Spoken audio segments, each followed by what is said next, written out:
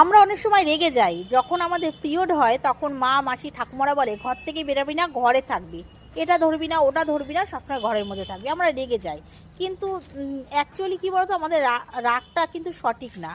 মা ঠাকুমারা হয়তো না বুঝে শুনে হয়তো এই কথাটা বলে, কিন্তু যে কথাটা বলে আমাদের ভালোর জন্যই বলে। কেন বলছি এরকম কথা? কথাটা যদি আমার পুরোটা শোনো তবেই বুঝতে পারবে, অর্ধেক শুনে কিন্তু কিছুই বুঝতে পারবে না। দেখবে যখন অম্বুবাচীর সময় মায়ের মন্দির কিন্তু বন্ধ থাকে, তখন কিন্তু মাকে মন্দির বন্ধ করেই কিন্তু সেবা পুজো করা হয়। কেন? এই সময় মায়ের কিন্তু শক্তিটা অনেক গুণ বেড়ে যায়। আর মেয়েদের এই পিরিয়ডের সময় শক্তিটা কিন্তু অনেক গুণ বেড়ে যায়।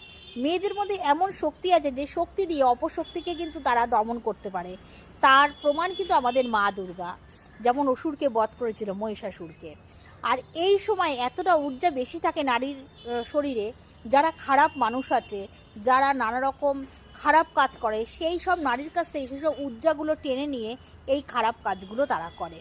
তাই জন্য দেখবে অনেক নারী এই পিরিয়ডের সময় দুর্বল হয়ে যায়, শরীর খারাপ হয়ে যায়, মানে শারীরিক দিক দিয়ে ভেঙে পড়ে। কেন পড়ে? আমরা বলি অনেক সময় হাওয়া বাতাস লাগছে, না, হাওয়া বাতাসটা কি, ওই হাওয়া বাতাস থেকে তার শক্তিটা টেনে তারা নিয়ে নিচ্ছে। এই কারণে তাদের ঘরে থাকতে বলা হয়। কিন্তু এখন দৈনন্দিন জীবনে নারীরা তো বিভিন্ন কাজে বাইরে বেরিয়ে যায়, কাজ করা দরকার। নারীরা তো এখন ঘরও সামলাচ্ছে, বাইরেও সামলাচ্ছে, তাই জন্য বেরিয়ে যায়। তারা কি করবে? দেখো, নিজের সেফটিটা নিজের কাছে রাখবে। কারোর কাছে বলার দরকার নেই যে আমি এখন পিরিয়ড হয়েছে আমার। নিজেকে পরিষ্কার পরিচ্ছন্ন গুছিয়ে রাখবে। আর যদি প্রয়োজন না হয় তেমন ঘর থেকে বেরাবে না। যদি এই কাজটি করতে পারো, তোমাদেরই মঙ্গল হবে। জয় রাধে।